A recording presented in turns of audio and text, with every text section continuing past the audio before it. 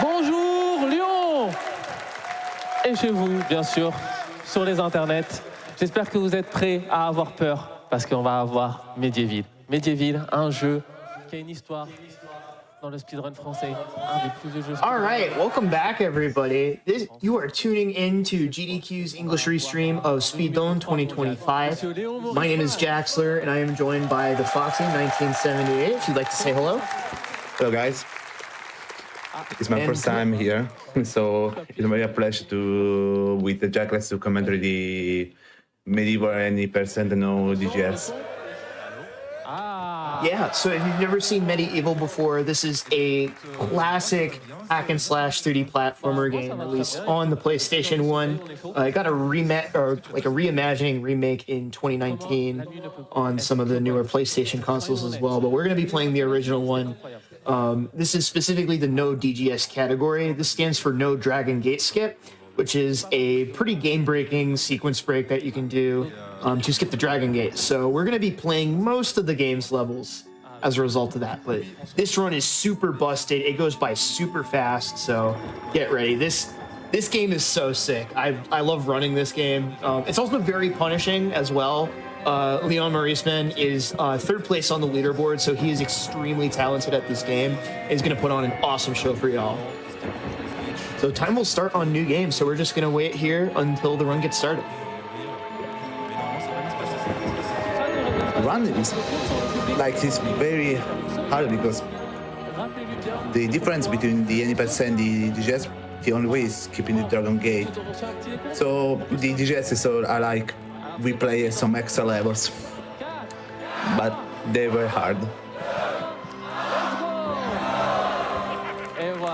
All right, and now we're getting into the run here. So we're going to start off in Dan's crypt, where we get kind of introduced to Dan, and his quest is to take on the evil magician wizard Xerok, who has turned the world into a land of undead. And he accidentally resurrected us, Sir Daniel Fortescue. And now we're going to go ahead and start by grabbing a small sword, and then we're going to go grab these star rune. The star rune is going to act as kind of like a key, and you'll see a couple of different runes over the course of the game. We also grab a life bottle. That is going to be a refill for our health.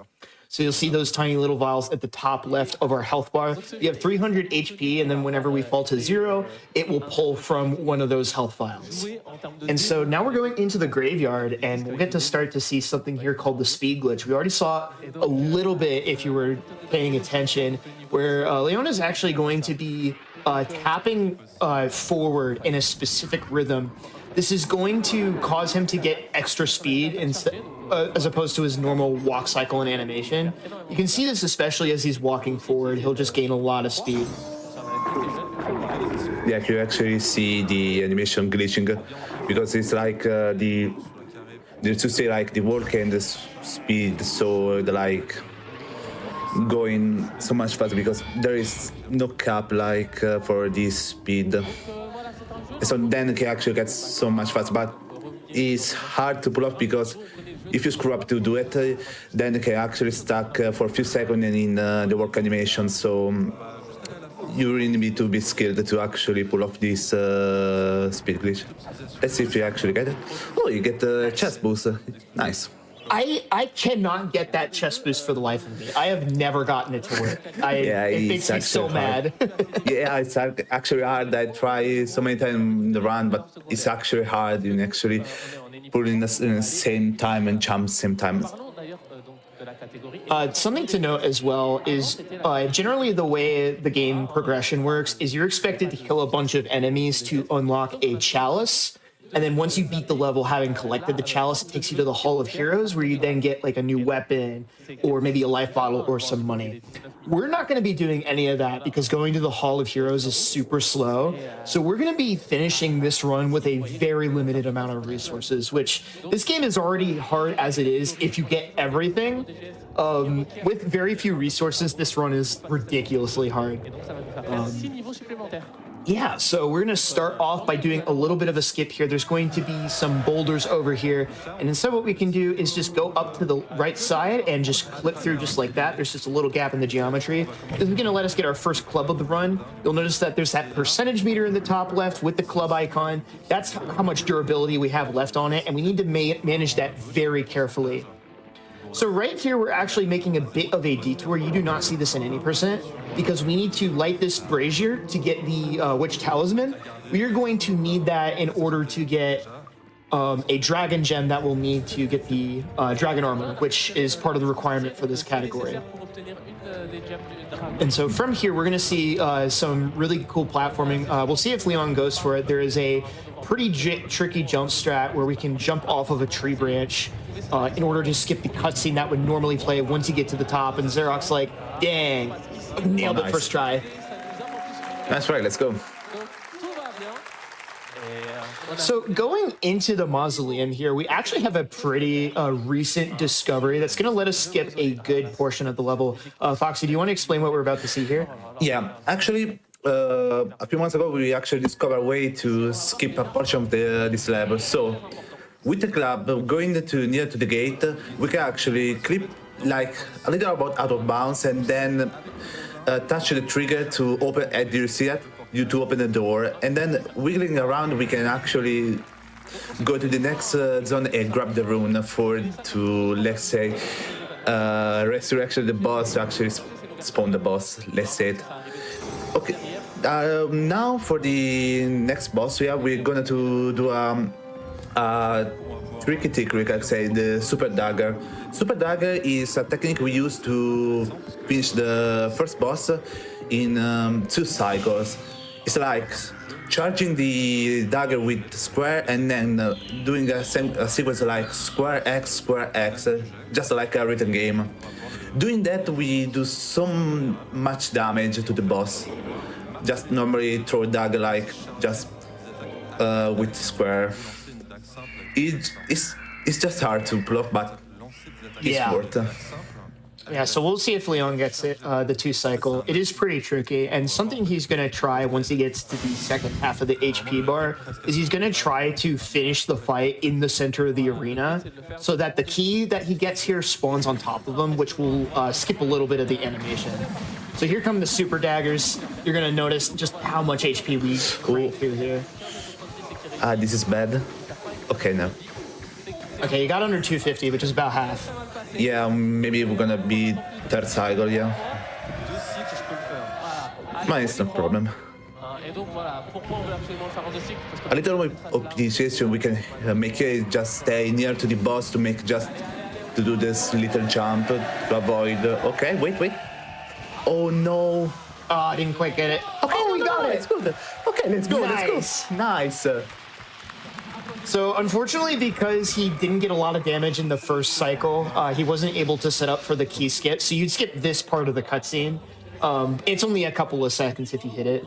We're going to quit out instead, which will skip that fade out. All right, and next we're going to be heading to Return to the Graveyard here. This is going to look kind of similar to that graveyard level that was the second level of the game, but there's going to be some different elements in here. Most notably, we have that skeleton key now, meaning we can go through the gate that was here. We can actually go on and progress to the other areas of the game. So worth noting as well that we grabbed another life bottle when we were in, I believe, the initial portion of the graveyard section. And we're only going to grab a couple of life bottles, which is pretty dicey. It means we don't have a lot of room to work with in terms of like taking damage, but we have ways around it. We're going to do a cool skip right here where we're going to jump on top of this tombstone and then wedge ourselves in between the coffins to click through the gate. That skips getting, I believe, the star rune in order to open that door the proper way. Yeah. And then we're going to be coming up on we're going to get an energy vial right there, and then we're going to jump into this cutscene. Foxy, do you want to explain how this mini-boss fight goes? Yeah, we're going to use, if you're going to use the Super Club, let's see.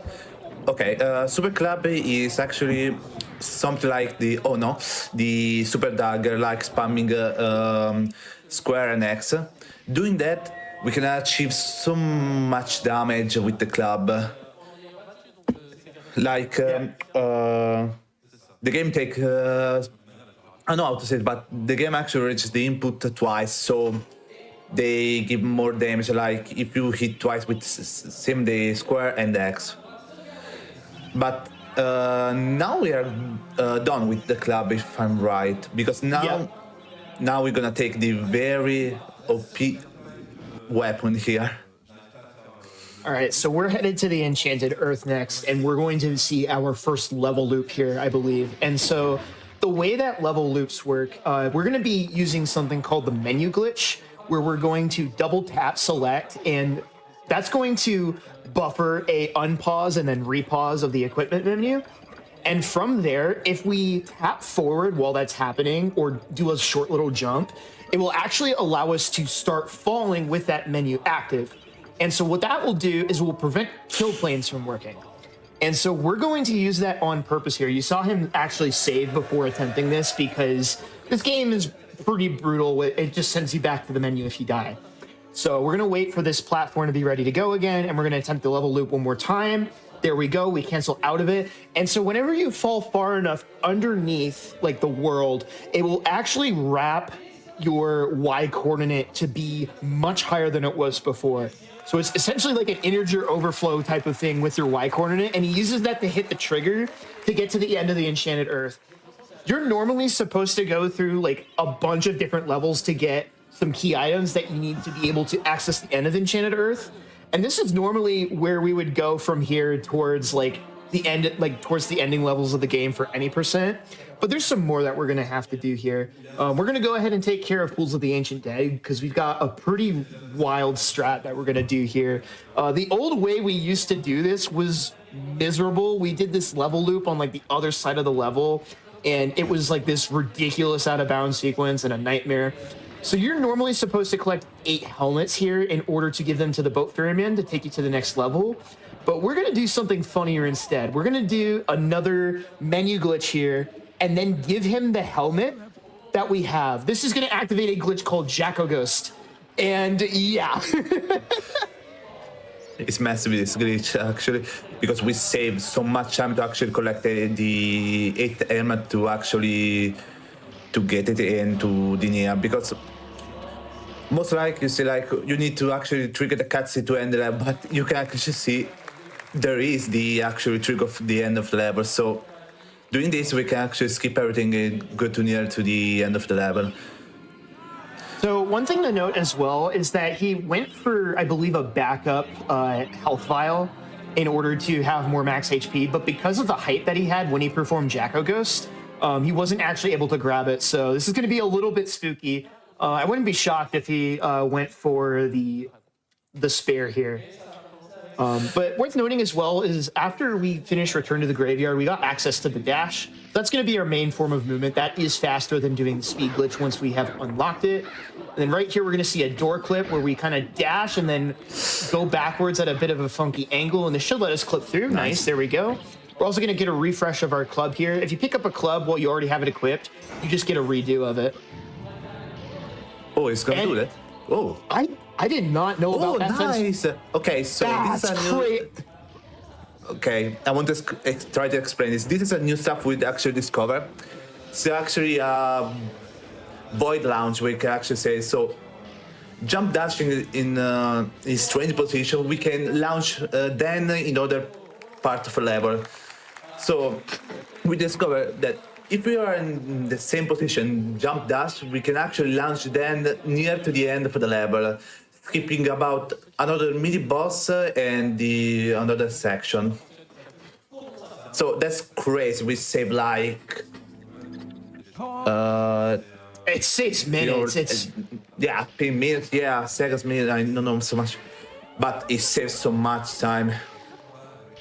all right. So this is the Sleeping Village. So we're going to need a couple of runes and different pieces here in order to sort of unlock the back half of the level. We need to go through this level to unlock the level after it, which is going to allow us to get one of the 2 dragon gems. So we're kind of routing the levels that we need to do in such a way so that we reduce the amount of menuing that we have to do later on here. And so we're going to go ahead and grab this landlord's bust. It's actually really important that we grab this because we do have a way of technically skipping this, but if you attempt to skip it, the game will crash when you try to go to a specific area. So you have to eat this cutscene here and cause these soldiers to spawn in, because there is a fight at the end of the level that triggers a cutscene. And if you try to enter that without seeing this cutscene, the game crashes. Yeah. We're going to see a really annoying clip right here next to this tree. There's two ways this can go. It can either put us through the wall where we want to go, or we can stay out of bounds. He got the fast version. Okay. That was pretty quick. Yeah. Okay, you got the good one. But if you screw up, you can actually get the backup to actually get in bounds. Yeah, there's a backup for it, but it's really annoying. Yeah. Something else we can do is we can shoulder check any of the levers, and that will activate them for us instead of having to whack them with the club. And we're going to absolutely obliterate these enemies with the super club. Yeah, look at that. That was a very good sleeping village. Yeah, it was good.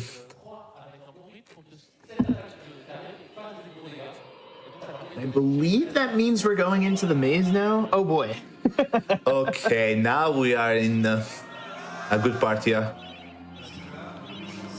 We're coming up on one of the trickiest skips. Yeah, go ahead. Yeah. You can get soft rock very easily if you screw up doing the skip. So this is like first try, and if you screw up, you're going to quit menu and reload the save file. Okay, what are you going to do? That's a new way of doing it. Okay. Yeah, it's like a new way, because the old way is like doing the horse and try. Yeah, but this is actually the new way. You can, because we are now discovering a new way to actually loop in this level. But this is like the fast way to actually skip the whole let's say second quest stuff, jumping around. But it's hard to pull off, because if you screw up, you can actually get soft lock, and you have to reload the save file. Now you're just doing the chess puzzle to unlock the gate to do the next level. Yeah, just to give you an idea of how much that trick saved, there's like a ton of back and forth that you have to do with this master of the hedge maze, who gives you riddles and challenges you need to do, and you go back and forth across the hedge maze multiple times in order to unlock that section. And so we saved at least a minute or two by doing that. And then depending on how quickly you get there, those chess pieces will actually move around on their own. So the faster that you get there, the more likely they are to be in a favorable position, so we don't have to move them as much. Oh, he's gonna do it. Nah, okay. Okay, so what was trying to do is skip the first section about this level, doing clap dash. So why clap dash is if you are near to wall and tap square, you can actually get a little knockback. But combine the knockback with the dash jump, you can actually achieve so velocity. You can actually go, let's say, an invisible trigger, and we have a technical issue. Oh no! We'll just wait 1 sec for tech to bring that back up. Thankfully, though, you're not missing too much, because we're in a bit of a combat segment. So I can kind of briefly talk about how we're dealing with the enemies, which...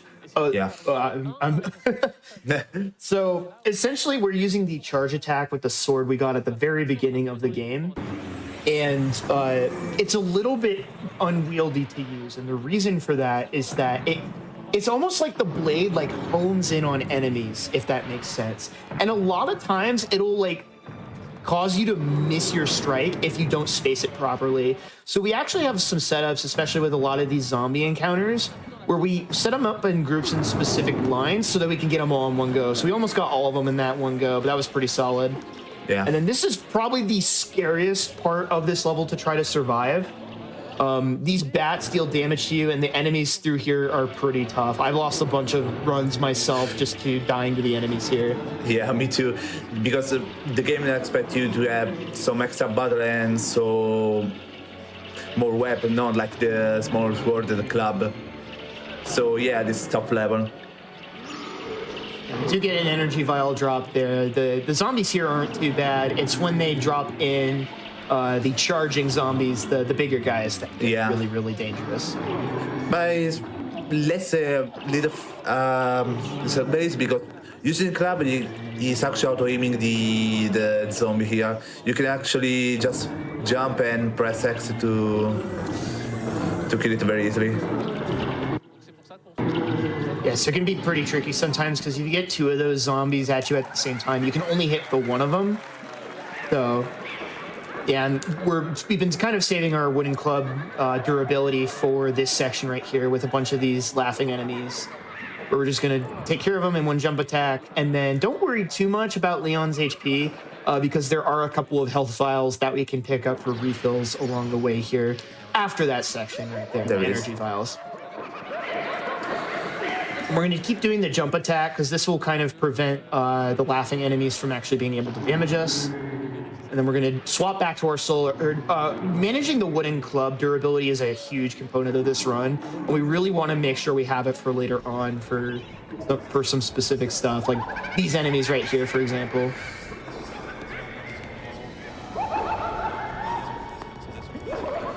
Yeah, so kind of while we're chilling here, the reason that we need to come to this level is for something called a dragon gem. There are two dragon gems. There's one in this level and another in the pumpkin serpent level. And so the reason that we make our way over to here and do this one is, well, we need both of them in order to access the dragon armor in the crystal caves. So, getting a little bit low here on the life. Okay, there we go. Good, yeah. This is also the only level that in most runs that you will unlock the ability to collect the chalice by accident. You really don't want to, though, because you lose, like, a good bit of time if that happens. Yeah, they like position the chalice and in the rune near. So it's like if you screw up, you actually collect both of the rune and the chalice. So yeah. Okay, so now we are going to the pumpkin gorge, if you remember. Yeah. Yeah. We're going to save here as well because there's a bunch of really tricky strats here that can cause problems if they go wrong. Or you can just die. Yeah, or just you can die or just cry.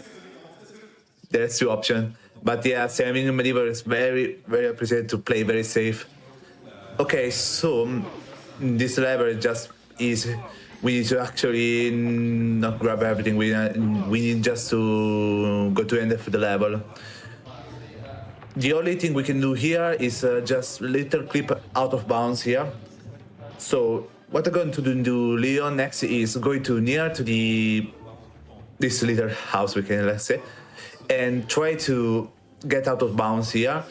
And we're going to do a careful jump here to actually to actually go to near a fence to actually grab a rune to get progression and to get near to the end of the level. This one's really tough, though, so this will it's very hard to actually pull off. Come on, Leon, you can do it.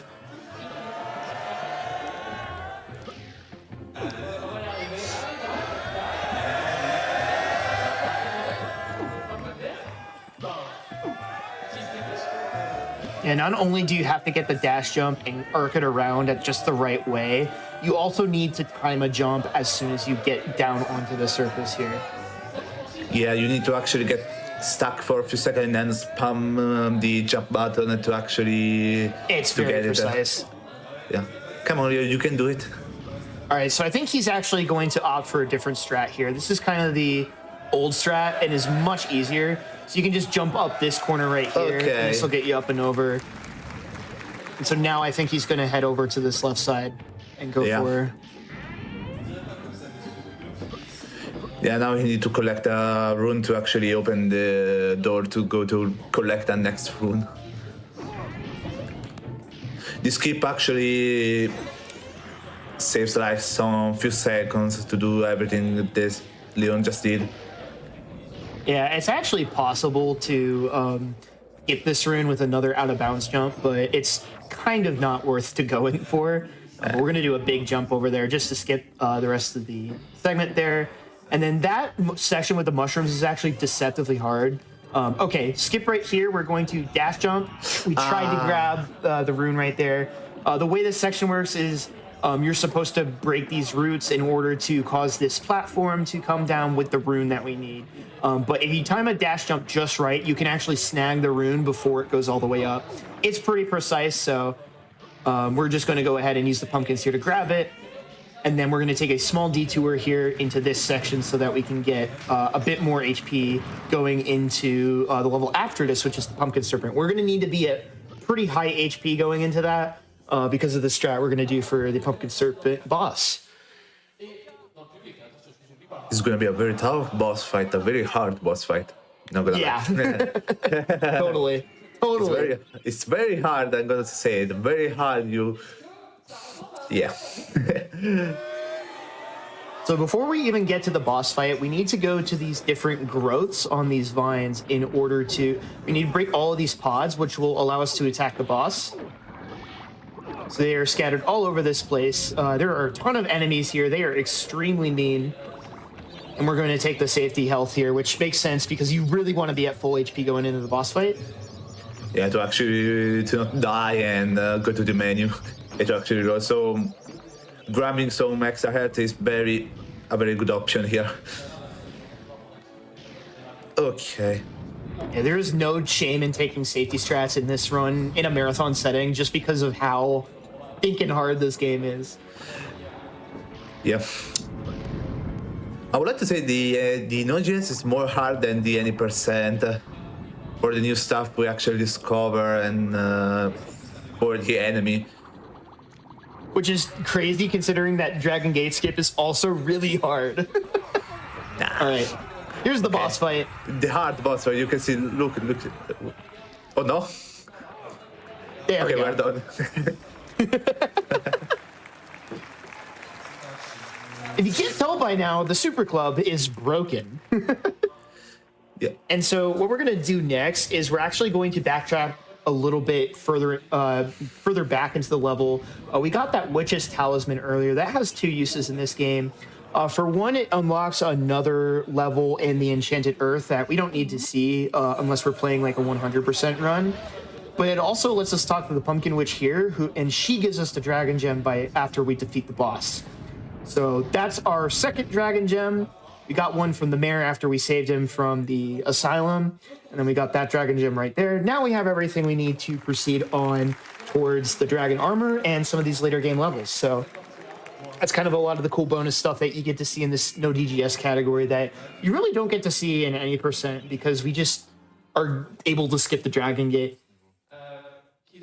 Yeah. All right, the lake. Do you want to get this one? The lake. A very famous level. So the lake is very simple. What we're going to do is actually run to the end of the level. There is a gate. To actually open the gate, you need a yellow rune. But we can actually skip it because there is a way to actually jump above the structure of the level. If you actually touch the trigger to end the level, there is two ways. I'm presuming the Leon's going to the safe one. There is. This is the safe one, but the slow one. Nice. But it's a slow one because you can do actually the other side, but it's very risky because you can actually clip out of bounds and get stuck. You actually get soft lock. Yeah, so we take the safe version there. That skip saves so much time. This level is ridiculously long in a casual playthrough. There's a lot of dangerous enemies. The water is an instant kill, so you get a free refill of one of your life vials if that happens. It's really tough. Okay, now so this is the good part here. We're going to actually take the Dragon Armor here. Yeah, so this is like one of the biggest differences between this category and any percent. In any percent, because you don't need the Dragon Armor, you can actually do a level loop to skip straight to the end of the level. But we need to get the Dragon Armor, so it's not really worth doing that at all. Yeah, it's not worth, so... because to actually we only do is to actually do the start level to do the level loop. So it's so much faster to actually take the dragon to the backtrack to the end of the level. So we're going to go ahead and do this fight. This fight's pretty simple. We just hit that to make the rocks show up from midair if we're on the previous platform. And so something we're actually going to do is we're going to exit and re-enter twice. This is going to force the boss to cycle between two different platforms, which is just a bit faster than waiting around. And that's the fight. This is going to get us the dragon tier, which allows us to get the dragon armor. And the dragon armor is really fun. It allows you to breathe fire and also makes you immune to fire, which allows you to get through a fire gate in the one of the next levels. And we're also just going to dash through the enemies here. And then the rest of this movement is pretty straightforward. And then we're going to be coming into another level coming up. Yeah, we're going to do some few level loops near to run. So now we are done with the weapon, because the final weapon for us is the dragon armor. Yep. Oh, we have a fun level here. We have a fun level. Oh, Gallows Gauntlet. Oh, yeah. This is fun because it's now with the DGS it's very simple. Just go to the gate, grab the rune, and we're done. Get out. Get out this level. In I want to say in the epicenter there is way actually to loop this lever to go to the end of the level. Or you can actually clip here, skipping the dragon gate, but it's very hard. Or you can actually do is with the rune smuggler. It's like you can actually take a rune from another level and take in another level. So like go to the dance script, grab the yellow rune and take here, and we're done here. Yeah, that's a strat that most new any percent runners will learn, but it's actually faster to do like the clip variants in the any percent run. But okay, that level's pretty straightforward in this category. This level, not so much. Let's pray for Leon here. Let's pray for Leon. It's a very tough level. Yeah, so we're going to see that level looping glitch again. So again, we're going to be doing the menu glitch by we're going to open the equipment menu, and then we're going to double tap select to buffer a close and open. And then while the game is trying to pull the menu back up, we can tap forward to fall off of a ledge and keep the menu open, which is going to disable the kill planes. And then from there, Leon is going to, I believe he does, we do the dash setup here, right? Where we're going to dash a specific amount of times forward. See, we dashed 9 times. 9 times, and then you hold 9 times, I don't remember correctly, but what is they do just using the D-pad to actually get a better position, because using the D-pad is very precise to do. He missed it.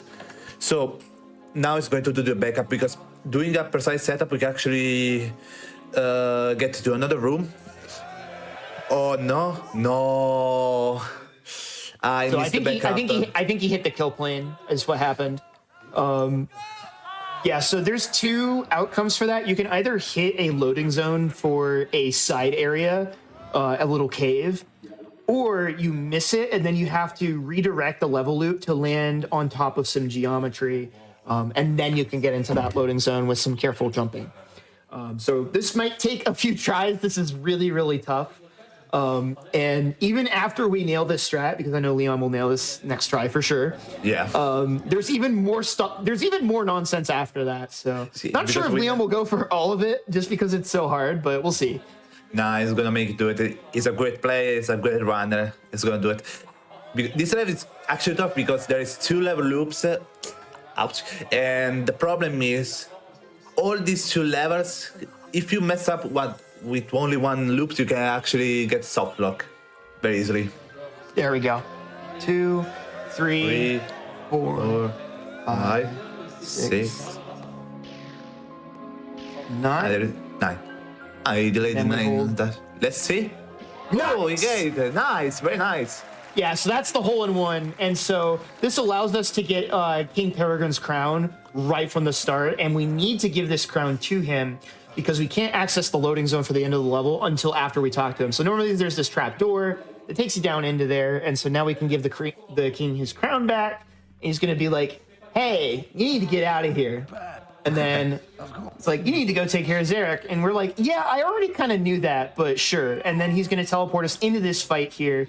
And then, oh yeah, it looks like he's going to go for the level loop here as well. So we're going to do the level loop. Okay. Okay. Looks good. No, he got the work animation. He got the work animation. So unfortunate.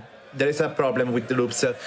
If you do it wrongly, you can actually get the work animation. You cannot dash in the loop, doing the loop. So it's very important to actually loop in the level. Yeah, so you need to be holding a direction at all times. That's unfortunate. So you need to be holding a direction at all times, and I believe there's a button you need to be holding down the whole time as well. But yeah, the estimate is 40 minutes for a reason. This category is really brutal. Even though like times are as low as like 33s, like this game can blow up in your face if things go wrong. And for the most part, Leon's doing like a really good job of handling it. But yeah, this game is evil and mean. It's a medieval game, but more evil. Exactly.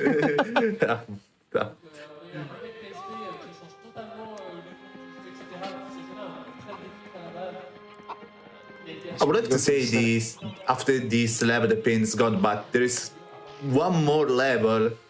It's gonna be hard to actually pull off a level loop. Anyway, let's pray for Leon to actually get all the loops here. Nice. 2 for 2 is really good. All right, and so now we're going to be... We got the crown again, so we're going to be making our way back. So the alternate strat there is if you don't get right into the loading zone, you can actually land on top of the rock wall behind that door we exited out of. Not this big one in front of the throne room, but the smaller one. You can actually land on top of that rock, and then if you jump just right, you can actually just slip past the door and clip right through. So that's the setup I learned when I started learning this game. Yeah. All right, looks like he's going to give this another go. Leon is braver than I am. Okay, let's see. Come on. Okay. So he actually has to do this level loop like off to the right because there's actually some invisible there's some invisible walls like within that pit for like you're supposed to knock the enemy down into here to complete this like fight. Yeah, you actually need to activate a level. You're going to start. That looks better. Okay, you got it.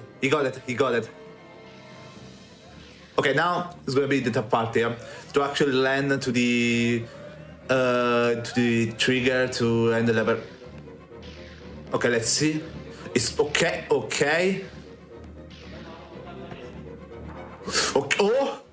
please get to the backup. Yes.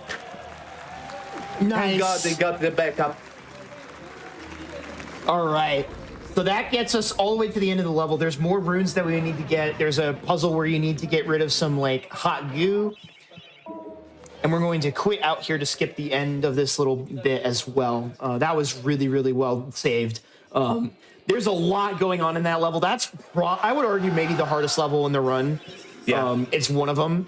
But as the Foxy kind of alluded to earlier, we're going into another really difficult level here. This is the ghost ship. This is a really brutal level casually, and it's pretty long. There's also a really annoying mini-boss fight at the end with the pirate. Who's like shooting cannons at you, and it's really slow. But we can skip this entire level with a single level loop. It's a bit tricky to get out of bounds, and depending on like your angle once you get out of bounds here, it's a bit tough. Luckily, we don't have to do the menu glitch this time, but this will be a really cool strat, and hopefully he pulls this off pretty quickly. But we have a couple of chances at this one here, which is really nice, and that's why you always make a save before going into this level. Yeah. All right. He's gonna jump over the fence. Okay. He's gonna be holding very specific angles here, and he's gonna look for specific visual cues. Every time you see like kind of the camera flip kind of weirdly like that, that kind of means that we've hit the bottom of the world, which means we get wrapped back up to the top. And so hopefully if we do this right, we land in the end level trigger, skipping the mini boss as well. That would be very perfect. nice. Nicely done. Nice. First try. Let's go, Leon. Yeah. He used the other way to actually do the level loop, because there are two ways to actually do the level loop. You use the the full loop here because there's two ways to actually do the loop. The first one is the half loop because we actually do the half loop and then the full loop. So he did here for the ghost ship the full loop to actually save for the safety. Okay, one of the top level is very hard. Very, very difficult level here, the entrance hall. You can actually see the hard skip here. Okay, let's see it. Let's see it. Oh my god, nice. You actually did it. I don't know why this level is so short, but I don't mind. Yeah, I like the game design, the program. We need to make another level. Okay, well, I made this. Okay.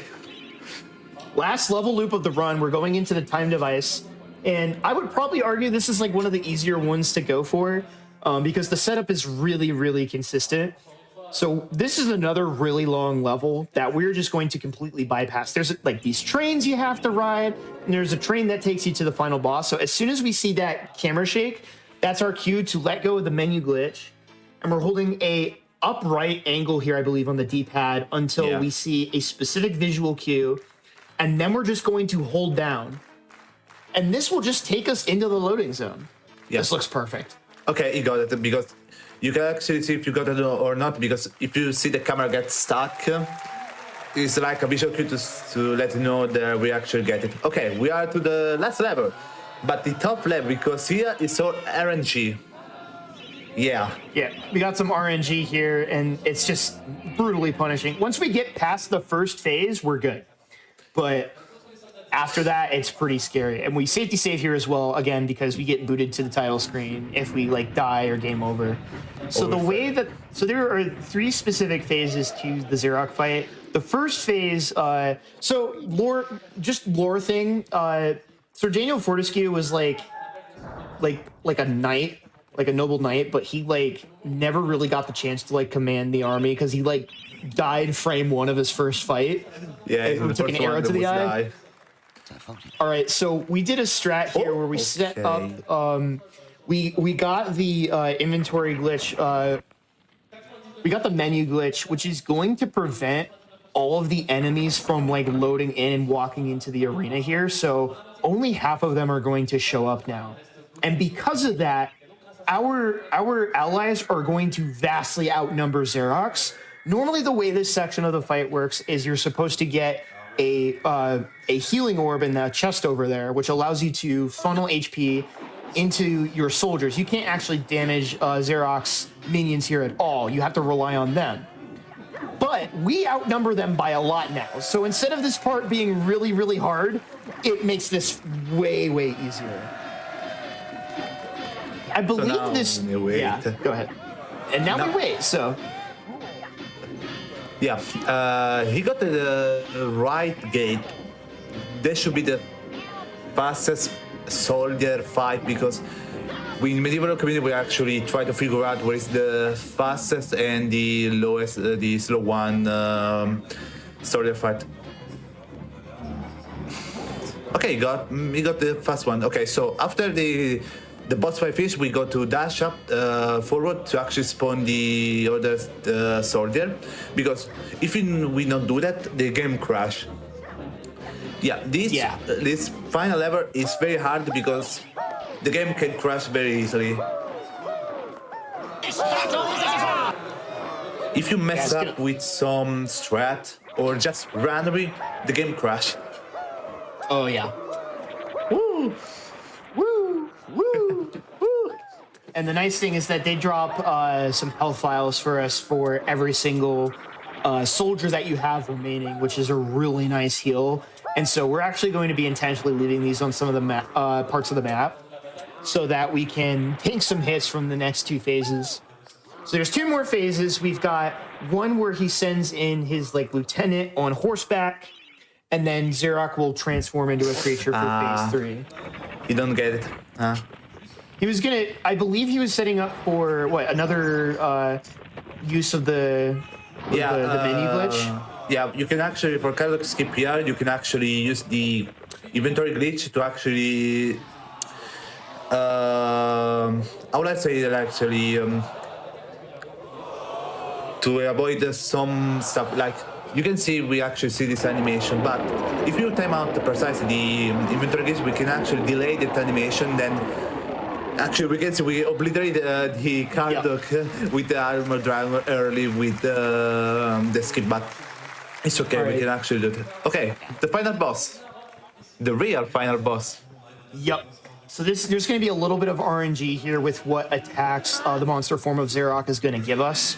And there are going to be moments where the boss is shielded for a bit until he becomes vulnerable.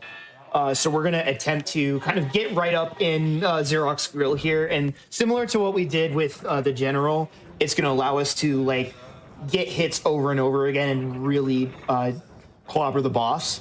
Please don't crash. That's so... Okay, that's good. Okay. Please? Yeah.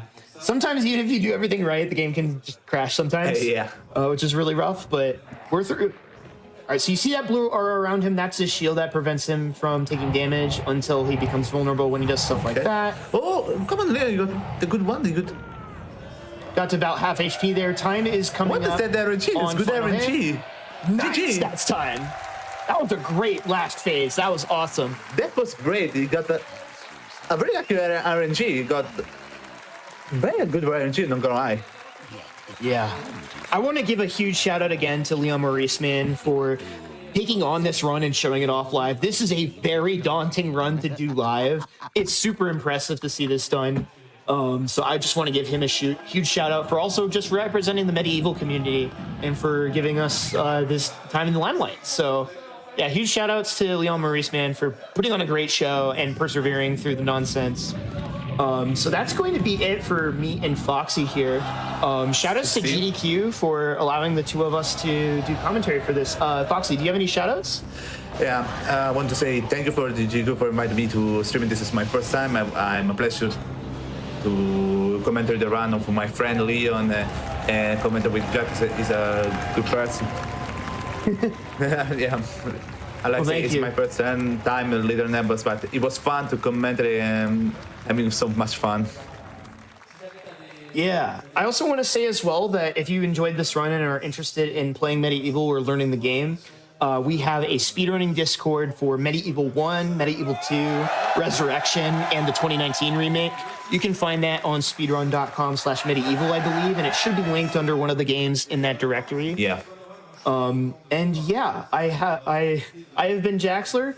Thank you so much for putting up with my voice for 5 different runs today. I will be on for one more run on Sunday for 1001 Spikes. That'll be me and Helix taking that on. But yeah, thank you so much for having us both. Take care, everybody, and we're going to take it off to a break for the next run to get set up. So thank you so much for having us, everybody, and have a good rest of your morning. See ya, guys. Oh.